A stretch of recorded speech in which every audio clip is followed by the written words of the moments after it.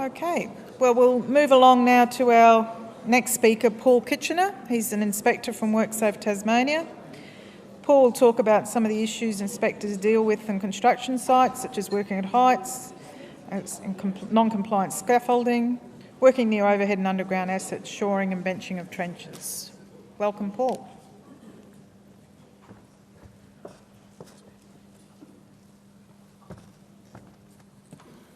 G'day, how you going? Just tell you a little bit about me first. I've been at WorkSafe or Workplace Standards when I started for about 8 years. There's a gentleman up the back there. Oh, where's he gone? Ted Leeson, who was asking questions before. If anyone has any issues with me as an inspector, sort out with Ted. He was my boss when I started, so it's his fault. I just want to say, back in my distant youth, back in the 80s, in this very room, on this very stage, Mondo Rock, The Sweet, In Excess, John English and John Farnham on his Whispering Jack tour. And I remember sitting in the audience and thinking, one day, you're going to be on this stage, Paul. Thank you. I'm here, finally. 49 years of age, finally on the stage. Okay, I'm not going to do a PowerPoint. One thing I would like to get you to have a look at when you get a chance is if you can get on our website, which is www.worksafe.tas.gov.au. In the search box, type construction, and in the construction box, it'll pop up a whole heap of guides and some, the GBT 310A and B guides are in there, but there's also some new guides which we've been putting in recently, and I'll come to those shortly. By and large, most of the businesses that I visit are trying to be compliant with work health and safety. Some of them are succeeding, some of them aren't quite there, but they are trying. And then of those of them that are non-compliant, there's a lot of them that are really uncertain or unsure about what they should be doing. And then the very small minority of businesses that I go to just aren't interested in complying. Now, I'm going to use the term business, PCBU, employer, whichever one you prefer.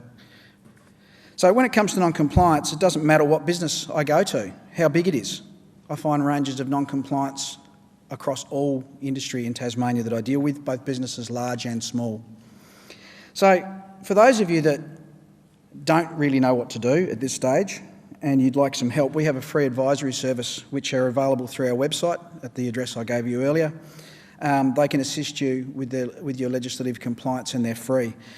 Now some of those advisors, there's advisors in each region, some of those advisors are actually ex-construction inspectors from WorkSafe. So normally inspectors will work with the business to achieve voluntary compliance. That's my preferred approach. Sometimes, however, I have to rely on other avenues, which is improvement notices, prohibition notices, and unfortunately right down to infringement notices. So our guidance material, as I referred to before, there's a GB 310A and B guide, your guide to managing safety in housing and construction. That was developed primarily by Senior Inspector Steve Collins in Launceston, but with input from every other inspector in the state. In that, there's a Safe Work Method Statement, or SWMS template, and we've actually developed a new SWMS template which is on our website. Now that SWMS is a guide for working at heights, and it details only working at heights, but it's giving guidance on somebody how you can write up a SWMS for working at heights issues. And it's a compromise document. Some of us inspectors wanted it larger, some wanted it smaller.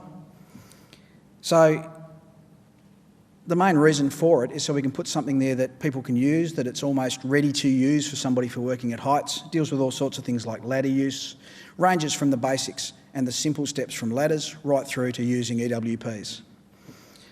Now the Safe Work Method Statement, the problem we have with them when we see them on construction sites is that they've got to be understandable by the person that they're intended to be used by. And sometimes if you see an 18-page SWMS for use of a ladder, and I have seen one like that, the worker's not going to read it. He gets to the first page, he looks at the first one, he flicks it over. Quite often then there's a risk matrix, and he just turns to the back page and signs it, and he doesn't read anything that's in it.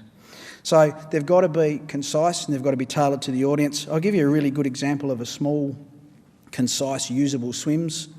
There's a grader operator in the north of the state. All he does is road maintenance grading. So his SWMS is only around road maintenance grading, the traffic management that he needs for road maintenance grading. So he's got a 3-page SWMS. That's pretty much all it is. You don't need to have all the steps in there of how to use a grader. That's what your safe operating procedure or your operator's manual are for. You've got a trained grader operator who's been operating it for 30 years. He knows how to drive a grader, but how is he going to work safely because it is high-risk construction work? Some of the other guides we've got, there's GN049, which is a ladder guide, and that's developed by inspectors for Tasmanian business. And it has all the basic steps from how you foot a ladder correctly, how you secure a ladder, how far up it must go past the edge. There's a guide for site security fencing. There's a guide for site facilities for workers at construction sites. And there's another one which I'll touch on briefly, but our next presenter is going to give a more in-depth presentation in relation to this. But one of the things that I find when I go to sites often is when people are working near energised electrical power lines, overhead power lines, they think that they're allowed to work right up to it because they've done power safety systems training. And that might be right when you're working for Tas Networks on their asset. But when you're working for somebody else, you are still only allowed to go up to 3 metres from your power line with a spotter, 6.4 without a spotter. If you want to work in closer, you have to get an apparatus interface statement agreement from Tas Networks. And that's just something that most people find confusing. They say, oh no, I've done my power safety systems training. And you go, well, yes, but you're not working for Tas Networks. So I'm sure that's something you'll be bringing up. Right, okay, I won't go into it any more than that then. The same applies when there's scaffolding near overhead conductors. So it's not just using mobile plant, it's scaffolding, it's ladders, it's anyone working near overhead or underground conductors.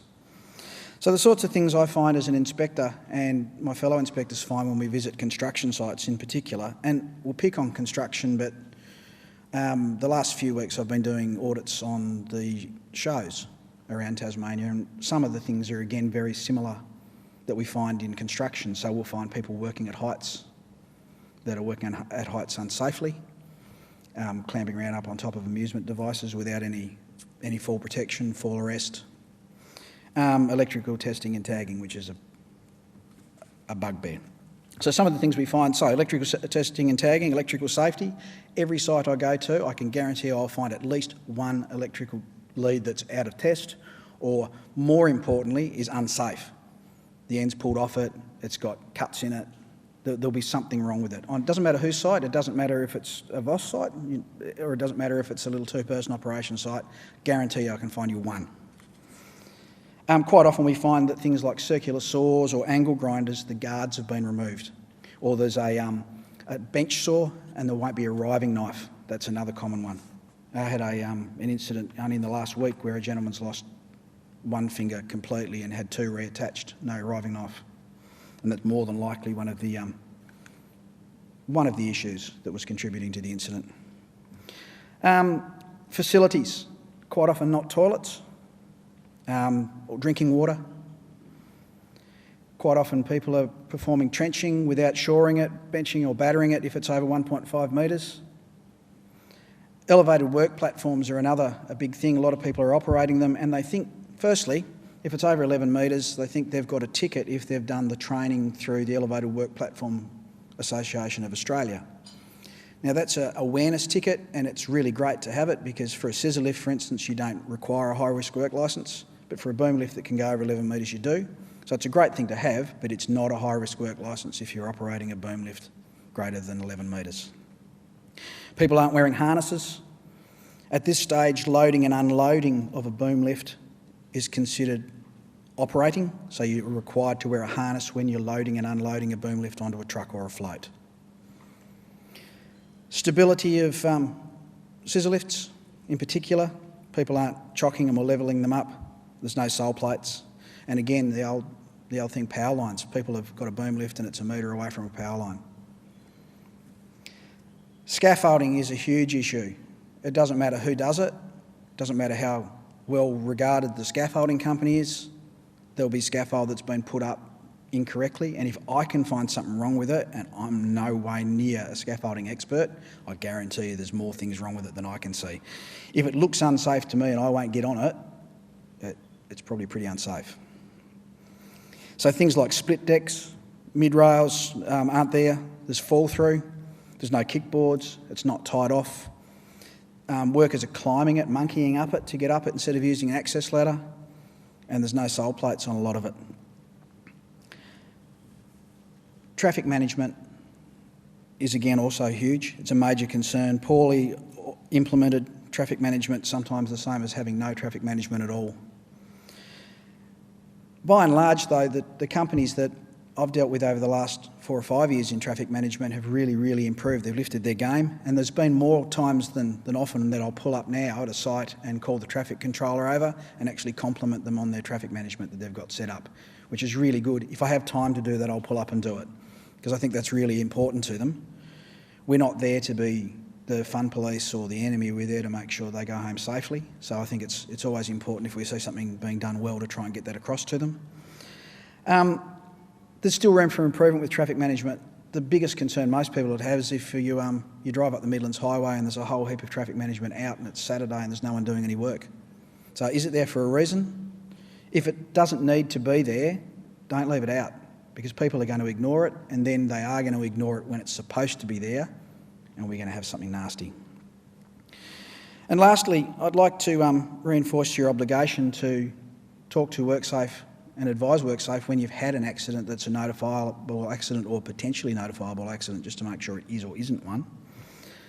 So for serious injuries, dangerous incidents, it's just important, because for someone like myself, if we don't find out about an incident when it's happened, or if the scene's not preserved, when we turn up 3 days later to finally have a look at it, there's either nothing to see or a lot of it's gone. And it's a whole lot of my time I've got to dedicate to trying to find out what's gone wrong, but it's also a lot of extra time that you're going to have to put aside for me to talk to your workers and to go through any other evidence we can find, because we can't actually see what happened at the time. You've got an obligation to preserve it and to notify us, and you don't release the scene until an inspector's told you that you can. I'm hoping that some of you will want to talk to me afterwards, so I'll stick around for a while afterwards in case anyone wants to catch up and have a chat. And that's pretty much me. Thanks very much. Does anyone have any questions before I go, or wait till after? All good. Thank you. Thank you, Paul.